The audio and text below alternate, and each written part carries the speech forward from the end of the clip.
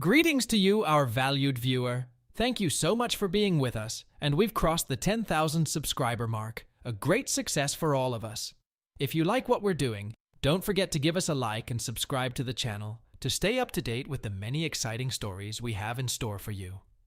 Your likes are our source of inspiration for new content, and subscribing helps us grow and evolve. Thank you for your support. Little Sins, Chapter 5. Hey John, I just wanted to tell you that I knew Tom was a fucking liar. I can't believe the shit he said about your wife. We all know how crazy she is about you. I was surprised and muttered, "What the shit?" He looked nervous. I figured you knew. It doesn't matter. He told me he made it up to get even with her for teasing him too much, and he said he was going to apologize to you. It doesn't matter. I just wanted you to know. I thought you were acting a little weird after the party, and I hope it wasn't because of my words or actions. I don't know if any of the other guys said anything, but I swear I didn't say or do anything. At any rate, it's not true, especially not with him. We're all right, aren't we? I nodded slowly. Of course. You and me. I'm not crazy about him. Spread stupid rumors. Paul finally sat up. Hell, everyone knows he wants to get in your wife's pants, but she blows him off so hard every time. I guess he felt he had to make it up so he wouldn't look like a fucking loser. He looks even stupider to me. I appreciate you telling me, I replied honestly. No problem. If someone talked about my wife like that, I'd want to know, and I'd probably have to take matters into my own hands. If that happened, I would not only tell you, but I would help make it right. He grinned. Good. I'd do the same thing. Let me know if you ever want to help. Nasty bastard. You don't do that to friends. I will, but I think I'll deal with it myself. If you need an alibi, let me know. I can organize a poker game that I guarantee you were present at. Oh my God, I don't know why I got so mad at Paul. He hadn't done anything, and here he was standing up for me. Thank you. Maybe I'll take you up on your offer. We're going to have a few people over next weekend. Will you and your wife be able to come? I need to check on the babysitter, but I don't think that will be a problem. Thank you. He stood up and opened the door. I hope to see you in there. Remember, if you need help, call me first. He grinned. Hell, my wife is almost as good looking as yours. What's to stop that asshole from targeting her next time? Got it. Thank you. He smiled. No problem. Turning, he paused. Officially, Carla is the most beautiful of all our wives. Officially. I laughed along with him. Of course. Even unofficially, no doubt our women run 1 and 2. Let's leave it at that. When I got home, Kelly was sitting on the floor playing with Ginny, dressed in simple conservative shorts and a cute knit top. She looked like a typical high school girl. She smiled at me. Hey, handsome, you look good in your suit. I think Wendy's in the bedroom. I walked over and kissed my baby girl and then went to change. Wendy was making the bed. It's a little late for that, I said, taking off my coat. She ran up to me, hugged me, and kissed me like we hadn't seen each other in a year. Welcome home, my husband. Have I told you lately that I love you? No, it's almost 9 o'clock. I love you too. Better wait while I tell you about the shopping. We've been gone all day. I groaned teasingly, and she looked at me nervously. She saw me smiling and slapped me. Don't scare me like that. I laughed and hugged her. We still have the house and both cars, right? She nodded, grinning. Then, whatever you spent is fine. I kissed her quickly, then stopped. We don't have a new mortgage, do we? She slapped my hand again. God, John, I didn't spend that much. I know, but you're so easy to tease. She kissed me warmly. We'll see who's teasing who tonight. I'm looking forward to it. She pulled out of my embrace and went back to finishing the bed. Get changed and cleaned up. We'll have happy hour. She grinned. I've been rocking a lot today, so I might be a little tipsy. Ginny's dinner is in the fridge. How's Kelly doing? Great. We'll talk about it later, okay? Suit yourself.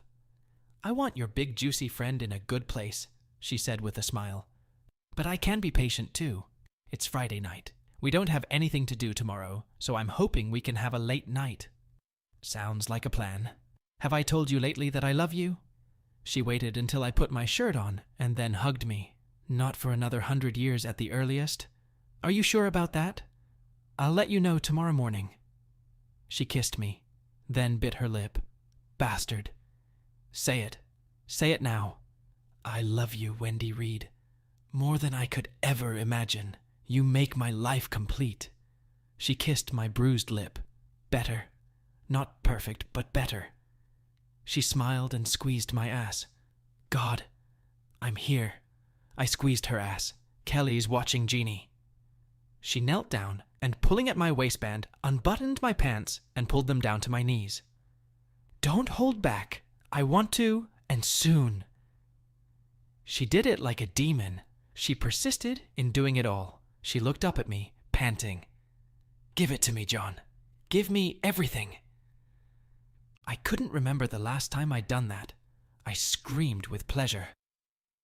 Wendy had that silly little smile I loved so much, the one she'd stolen from me after she'd given that asshole a little gift.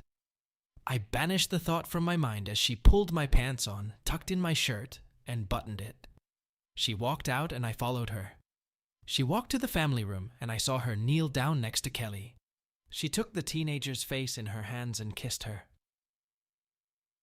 After a few seconds, they parted, both smiling. Kelly looked at me and grinned. I'll make a little present for you, she said, and the results were evident on her face. Angry women. Wendy stood up grinning, her mouth closed. She hummed to herself, and her goofy smile returned. I sat down on the ground and started playing with the baby, looking over at Kelly. She had her own version of that special smile, more like a smirk. I knew I couldn't wait to see her more often. She sat leaning against the couch and watched me play with Ginny.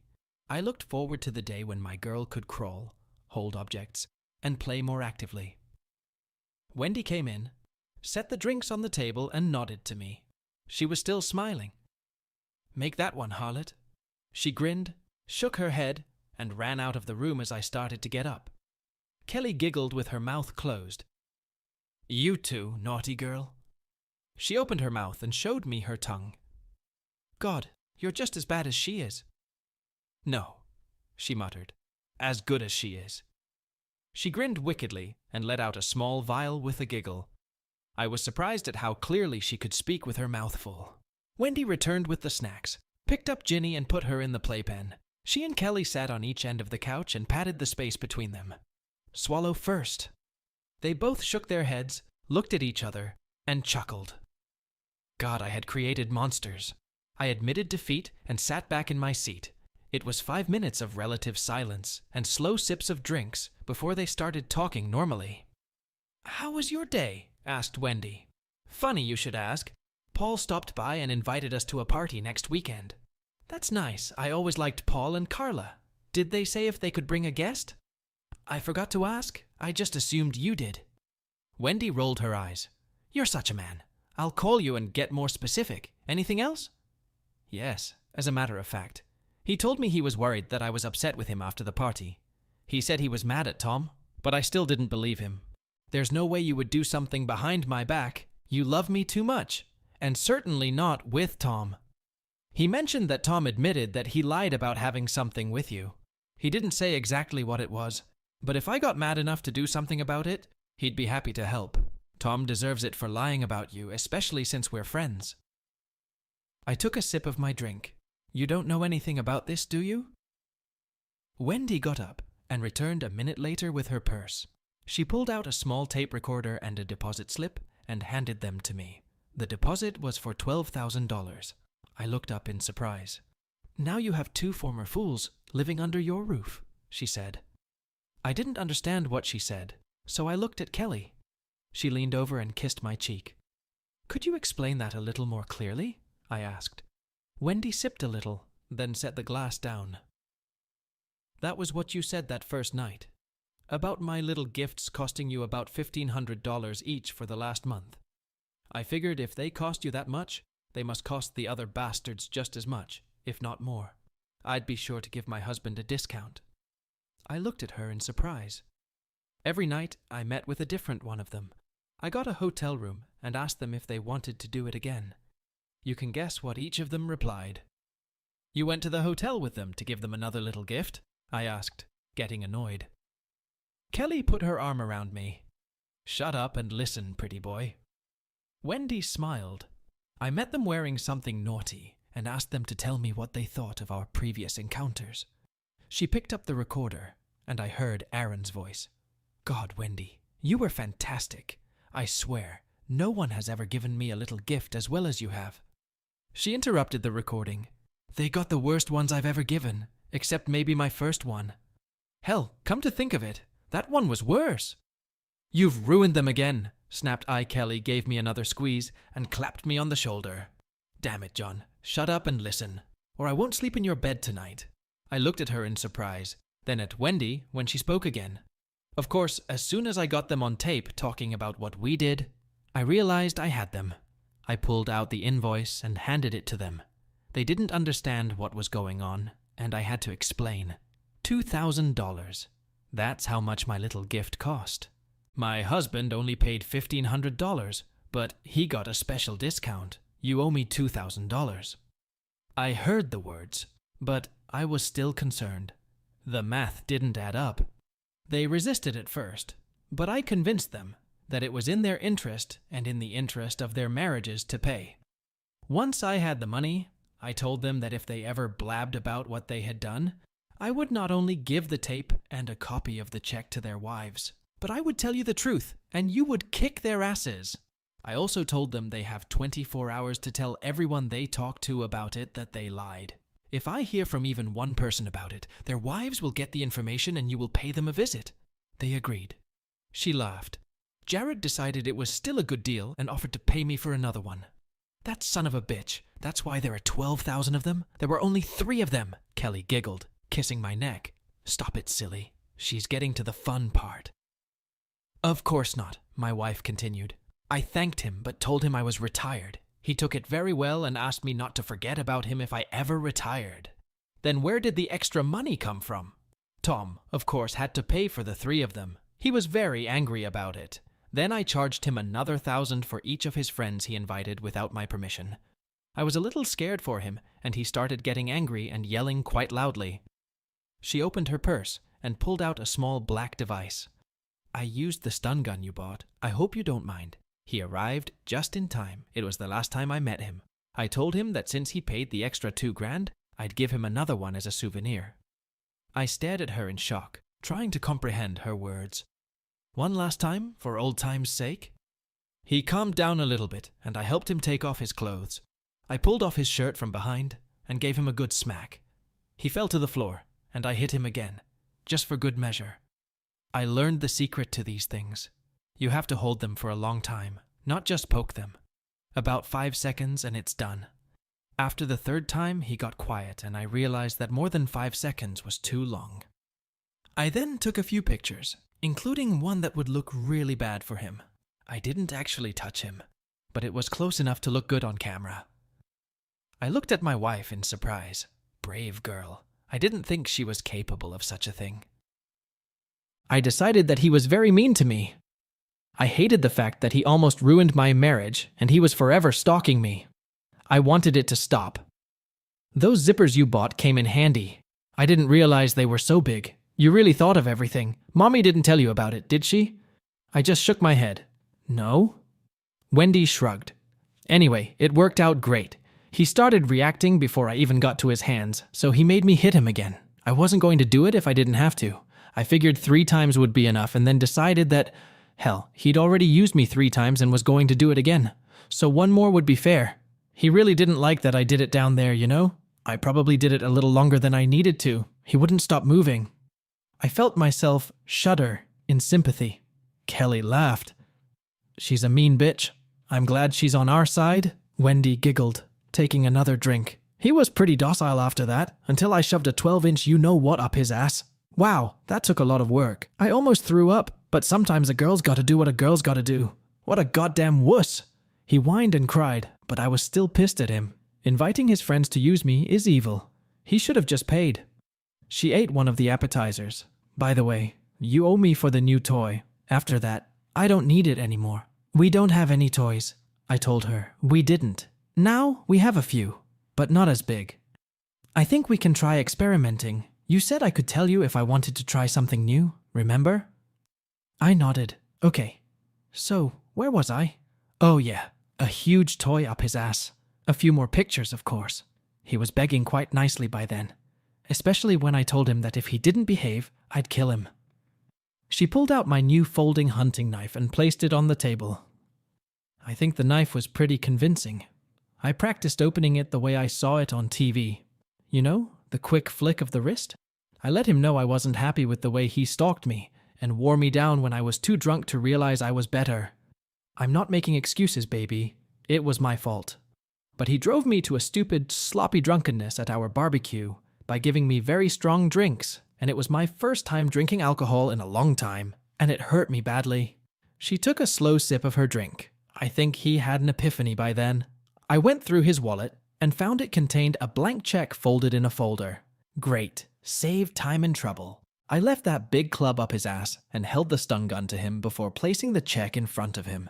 I secured his hands and feet just in case. He signed the check for the entire $8,000, and I told him I would cash it today, so the money should be there. He promised he would. Of course, I told him that his wife would get the tape, a copy of the check where I had filled in the memo field for oral services rendered, and of course, the pictures. Everyone he knew would get a copy of the pictures of him with a huge piece of something up his ass. She pulled out her camera and showed me the picture. That's one hell of an ugly ass, don't you think, Kelly? She looked at him. I've had worse, but not much. Too hairy. Not like stallions, huh? Wendy chuckled. Hell no. Our boy has an ass like a dancer. Yum. Wendy leaned over and kissed me. That's it. I left him there with his wrists and legs buckled, a penknife under his arm, and that thing in his ass. Today I cashed the check and put it in the account. From what you say, they must have admitted to their little lie about poor innocent me. Everyone knows I would never cheat on you. I love you. We have the best life of any couple we know. All their wives know it. When we sit around and discuss our husbands, I can never say anything bad. You realize that's not fair, right? You have to at least give me a reason to complain. She stood up and took everything off. Kelly moved out of the way, as if she knew what was wrong, and Wendy lay on my lap, raising her ass high. I want you to do this. I've been a very bad girl. You need to make sure that if I do anything stupid again, I know what's in store for me. Do this until I have to sit on a pillow. As a side benefit, when it comes to complaining about our husbands, I can tell you about the rude man who spanks my butt when I step out of line. Let you guys decide for yourselves how much I deserve. If you don't do it right, I'll make Kelly finish. She looked up at me. Please don't let this happen. She's still really mad at me for almost ruining everything. She's threatening to use the belt. On a day full of surprises, this was the best. I looked at Kelly. Do me a favor, Angel. Put Jeannie in her crib. I don't want her to hear her mother crying. She smiled and did just that. As soon as she left the room, I did it to Wendy with force. She jumped up and shrieked. You don't think I'm going to go easy on you just because I love you more than life, do you? Yeah, she shook. Do the right thing to make things work out? She asked. Better than good. I'm proud of you. I don't know if I could have done as well on my own. She smiled uncertainly. Don't be angry with Jared. The poor boy was willing to pay $2,000 more for the worst little gift in town. He'd probably mortgage his house and sell both his kids for what you're getting. She turned to face Kelly. You really are underpaid. Kelly grinned. I recognize it now. I could live on Easy Street. Wendy stood up and pulled up her pants with a grimace, then kneeled down and leaned her torso on the couch cushion. Damn, my ass feels like it's on fire, John. Are you really that mad at me? I nodded. You have that smug look when your mouth is full? You had that smile today.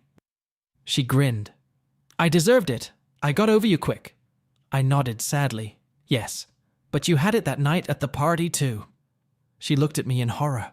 Oh my God, I didn't do this. Please tell me you didn't. I wish I could. You broke my heart. I thought that smile was meant just for me. Yes, John. I swear I did. I didn't hold them. Didn't hold them. She was nasty. I had to have a drink afterward. With Aaron, I had to spit it out. I swear to God, you have to believe me. I've seen it, Wendy. No, it was for you. I was sitting here thinking about bringing you home and giving you a real little gift. One that I would love. I remembered your taste, your feel, your smell, your everything I've ever wanted. No one has ever done it for me the way you have. You have to believe me." She turned to Kelly. "You're going to tell him? You know it's true. He's the best. Nothing compares to him. You tell him. Please, you have to." Kelly climbed in beside me and wrapped her arms around my neck. "I believe her, John. There's nothing better than you. I realized that this morning. It was the best thing I ever had, and I had to run and share it with her. Thank her for letting me have even a piece of you. She wouldn't lie to you, John. Not to you." Wendy shook her head wildly. "See? It was you. Thoughts of you. Like when I call you at work to tell you I can still taste you. Sometimes it's hours after I've swallowed. I can still taste that flavor. I know I have that smile then. I can close my eyes and taste it now. Please tell me you believe me." I looked at my poor wife, desperate for my approval, her ass glistening. I reached out and stroked her hair. "I didn't realize. I'm sorry. I believe you." She rolled over and laid her head in my lap again. "No wonder you were so mad at me. You thought I liked it. I like doing it, and I like the feeling of control it gives me, but that's all. I didn't like anything else when it came to these assholes." "Shh. No more talking about it. I don't want to think about it. It's over. Let's not talk about it anymore." I finished my drink and looked at her. "Your mom knows everything?" She shook her head. "No. She knows some of the things I've planned. She doesn't know about Tom or what I've finished." "Why don't you invite her over to your place and tell her?" "Now? I can't. I can't even sit down." I got up and came back with the phone. "Call her. Please, John. Tomorrow, okay? Tomorrow." I dialed the number and handed her the phone. She took it in her hand and stared at it in horror. "Mom? No, it's fine. In fact, everything is just fine. Would you mind coming over for a little while?" "No, I swear it's no big deal. I want to tell you how things turned out. I thought maybe you could visit me for a while and maybe take Ginny for the night. John and I have something to celebrate." "Great. I'll see you soon. Say hi to your dad." She handed me the phone. Then she smiled. "Man, she's going to be mad at you. I'll take my chances." Carol appeared, and I greeted her at the door. She gave me a big hug and another kiss, like an overly friendly mother-in-law. "Is everything okay with the kids?" "It doesn't get any better than that, Mum." She smiled. "You have no idea how happy that makes me." "Me too, believe me. They're in the kitchen." The girls were finishing their dinner preparations. Wendy had stopped drinking when she decided to send Ginny to her mother's house for the night. She wanted to relieve the tension before the last feeding. Carol stood at the entrance to the kitchen, surprised. "You're back, Kelly." Kelly nodded. "Yes, I hope that's not a problem." "No, dear. It's a little surprising." "I thought you'd left." "Yeah, I'm almost as much of an idiot as that jackass." "Wendy, I don't think you're dressed quite right for company," Carol remarked, looking at her daughter.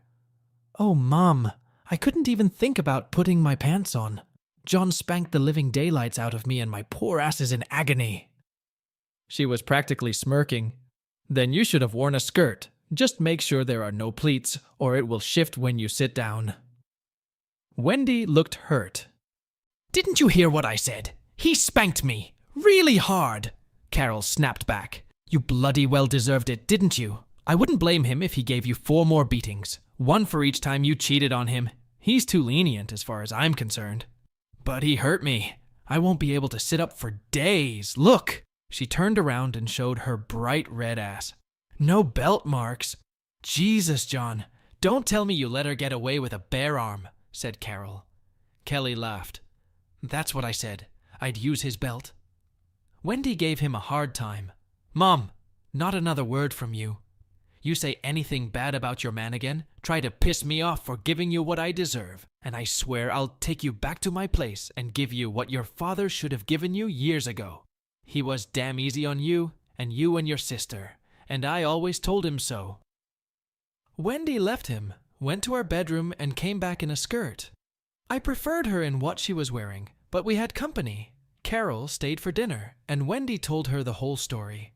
She was sitting at the table on one of the pillows in the bedroom when her mother declared that it was rude to try to eat standing up. Wendy wriggled violently. constantly writhing in pain. When the whole tale was finished, without the slow-motion denouement with props that I'd gotten, it turned out I wasn't the only one proud of it. "Aloe with lidocaine," Carol said. "What? Tomorrow, not today. You won't get relief today. Use aloe with lidocaine. It's good for your skin and will relieve the worst of the pain. In most cases, I would advise you to be patient and remember why you did it. But you did a good thing, baby. I'm so proud of you for exercising your mother's prerogative. Tomorrow, use aloe with lidocaine." "How do you know about that?" asked Wendy. Her mother blushed. She looked at me and smiled shyly. "You know how I am, John. After you called, Ed made me tell him why I was so upset. He was really angry that I accused you of something. I guess we all know better. He let me use aloe with lidocaine on Sunday, after we thought we had it all sorted out. He must have been very pleased with me, because he almost never lets me use anything like that." Wendy looked at his mother in shock. "I guess I didn't look much better." Carol turned to her daughter again. "What, like you didn't know? You've seen what I can be like. Restraint is the worst." She turned to me again. "If you have a problem with her using the lotion tomorrow, you'll just have to discuss it with me. If I need to, I'll call Ed and ask his permission." "No, I don't think that will be necessary." Carol grinned mischievously. "That's too bad. If you change your mind, let me know. Or if I do anything else that pisses you off, don't call me names in your mind. I already asked you to call me by my name once if I did. I think you know how." Kelly laughed. "I'm not. I'll be good." We were having coffee, and it seemed to me that Carol was dragging out the process just to torture her daughter. "Speaking of which, Kelly, what's your status now? Are you back for good?" Kelly blushed, then looked at me. "Wendy let me stay. We got my stuff today. I'm going to finish my studies." Carol grinned, then stood up, walked around the table and hugged her. "I'm so glad, dear. We were all so worried. How did you ever think of leaving?" I couldn't bear the thought that I might do them a disservice. "Oh, you sweet, sweet, silly girl. They wanted you to stay. You know they did. What were you thinking? Didn't you know that if anything bad happened to you, none of us would ever forgive ourselves? It was very selfish." "I thought I was doing the right thing," Kelly said. "Well, at least now there is. What are you guys going to tell everyone? It's going to look suspicious. A hottie like you moving in with us." Wendy spoke up. "She's my third cousin, and she's going to be our babysitter if anyone's interested." Mom laughed. "They'll care, believe me. You guys are going to be the center of gossip for a while. Try to keep your cool in public, okay? At least for the next few weeks." I think I was still in shock. That's what this week was like. Kelly blushed and turned to me. "I didn't mean to burden you with this. Are you okay?" I probably had the look of a fish out of water. It was hard for me to speak. In the end, the best I could do was nod. Carol stood up and stretched. "Damn, you kids eat well. I can't believe you all aren't skating instead of walking. Where's my granddaughter?" "In the playpen. I'll feed her before you leave. I still have a couple bottles in the fridge. You all destroyed my supply. I'll have to pump like crazy to restore them. They'll be sore for days." We sat in the family room, Wendy in my chair, with our daughter on my lap. I sat on the couch between Carol and Kelly. Kelly was acting a little more reserved than usual, not jumping on me or doing anything like that. Not that I minded. Carol sipped wine from her glass, curled up next to me, turned sideways. "Are you happy with her decision?" she asked sharply. I didn't immediately realize she was talking about payback, not about Kelly. "I'm still digesting it. I guess I should be, but I'm having a hard time letting it go. Part of my plan was to put their wives on notice, at least Misty. He almost ruined my marriage, and I feel like it's the least I can do for him." Carol nodded. "It might be cruel to Misty and the children. I know it's tempting, but you have to think about the consequences. If it leads to them breaking up, everyone will know the reason why. Is that really what you want? I know. But if it was going on behind my back, I'd want to know. Doesn't Misty have the same right?" I turned to Wendy. "Wouldn't you want to know?" She shrugged. "I'm not really sure. Besides, apparently I'm pretty useless at moral decisions. What do you think, Mom?" Carol leaned back in her chair thoughtfully. "I guess it all depends on the situation. If it was a one-time mistake, it might be better to let it die and be buried. A permanent problem, on the other hand, is another matter. I nodded. Agreed. I could have let Jared or Aaron leave. They didn't instigate it, and it was only once. Tom, on the other hand, was the one who pressured her 3 times and invited others to do the same. I looked at Wendy, who seemed nervous about this whole discussion. I have to admit that Wendy repaid him rather harshly, while the others got off a little too lightly for my taste. I think I'm going to need some time. Carol put her hand on my shoulder. That's good. Let the rage subside a bit. Give them time and see how they react to what's happened so far. You can always get your way later. Kelly's demeanor was modest as before. She stretched out, her bare feet resting in my lap and her toes moving. What do you have planned? She asked. I'm not sure. I have to admit that there had to be an element of physical pain in whatever I did. I wish I could say I was better, but I really wanted to kick their asses. I reached down and started rubbing Kelly's arches. She relaxed even more, stretching out. You should take some of this, Mom. It has a really nice soft touch. Carol laughed. I don't think he needs an old woman's legs in his lap when he's got a young cutie like you. I reached out, grabbed her ankle where she was sitting, and pulled her onto my lap. She fell backwards, nearly spilling her drink. John, don't be stupid. I ran my thumb along her arch, slowly working my way inside. She tried to pull her foot away, but I slapped her foot. Behave yourself, Mom. Eventually she gave in, and the second leg joined the first. I don't know what's gotten into you, John. This really isn't like you. Do you know your daughter was surprised when I suggested she talk to you first? She said, I didn't like you. Carol didn't answer right away. I didn't think so either, and I certainly didn't give you a reason to. I have to say that your suggestion to intervene surprised me as much as anyone. It's not that I don't like you or didn't like you. It's that I realized you didn't like me. You or Ed never gave me a chance, looked down on me from day one. It annoyed me more than anything else, and I didn't feel like trying to prove myself over and over again, I explained. She leaned back and wiggled her toes, waiting for me to give my attention to Kelly. Eventually, I managed to get to the point where I could take each of them with one hand. It wasn't you, sweetheart. She was so young, our baby girl. Alice was 4 years older and still single. Wendy was just out of college and you were acting so serious. She was in love, and that worried us. We didn't know you. You understand, don't you? I shrugged. Carol sighed. Try to understand. It wasn't you, like the others. It was too soon. It's been almost 6 years. You still haven't gotten over it? Carol blushed. Ed told me. He thinks you two are friends now. But he's not good at showing that sort of thing. He's offering you a beer and a seat in front of the TV. It's nothing more than a friendly offer. Me? You already know what I'm like. I can be rotten, I know that. I cling to every seeming little thing, real or not. We've talked about this. I don't know how to let go of the situation. She grinned and lifted her free leg, rubbing it playfully against my side. You're a better man than I am. I couldn't believe you'd turn to me when things got bad. It means a lot, you know. You are honest, moral, and love your daughter and granddaughter like no one else. I thought you had enough influence over her to help. Kelly teased, pressing her foot into me. The rotten girl. She was the best, John. You did a good job. Marcy helped too, but Mom was the best. I never doubted her for a second.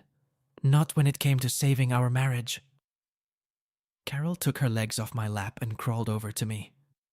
You're so damn cute. She put her arms around my neck and kissed my cheek. Thanks. Wendy walked over to Ginny to feed her. Behave yourself, Mommy. He's mine, thanks to you and Kelly. Don't make me tell Daddy about you. Carol leaned back and took my daughter in her arms. To tell Ed? For what? I'm good enough as it is. Can't I even kiss my favorite boy as a thank you? Wendy chuckled. That's all you're giving him so far. Carol blushed.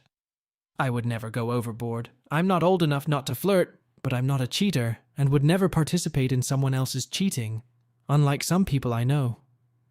Wendy looked away, and I could see she was not pleased. That was inappropriate for Carol. She was just teasing. We can't keep throwing her mistakes in her face if we want to end this. She stared at me for a second, then seemed to calm down. "You're right. I'm sorry about Wendy." She grinned. "Am I going to have to call Ed and let him know I'm grounded?" I laughed and put my arm around her shoulders. "Not today, but it's one punch." She stood up and smiled at me. "I'll give Ed a heads up, just in case." She walked over to Wendy. "I'm sorry about that. I guess I'm still a little pissed off. Call me later. We still need to talk about Alice. You haven't talked to her, have you?" Wendy shook her head. "She left some messages." "All right. Leave her alone. Where's the baby bag?"